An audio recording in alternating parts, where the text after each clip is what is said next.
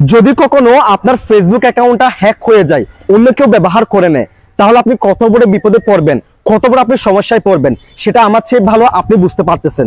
তাই এখনই আপনার ফেসবুক অ্যাকাউন্টে আপনি এই কাজটি করে রাখুন, যেন আপনার ফেসবুক অ্যাকাউন্টটা কেউ হ্যাক করতে না পারে। আপনার ফেসবুক অ্যাকাউন্টের পাসওয়ার্ডটি জেনে গেলেও সে যেন আপনার ফেসবুক অ্যাকাউন্টটাকে হ্যাক করতে না পারে, সে যেন চালাতে না পারে, আপনাকে যেন বিপদে ফেলতে না পারে। তো চলুন কথা না বাড়িয়ে ভিডিওটা শুরু করা যাক।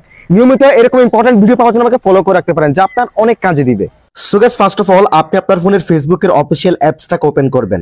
দেন এখান থেকে থ্রি লাইন মেনু এই অপশনে ক্লিক করে দিবেন। এরপর এখান থেকে সেটিংস এর এই অপশনে ক্লিক করবেন।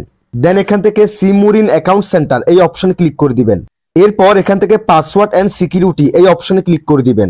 দেন এখান থেকে টু ফ্যাক্টর অথেন্টিকেশন এটাকে অবশ্যই অন করে রাখবেন। এরপর দেখেন অ্যাডভান্স প্রোটেকশন এটাকে অবশ্যই আমার মতো অন করে রাখবেন। তারপর দেখেন লগ ইন অ্যালার্টস এই অপশনে ক্লিক করবেন। দেন এখান থেকে আপনার অ্যাকাউন্টটাকে সিলেক্ট করে নেবেন।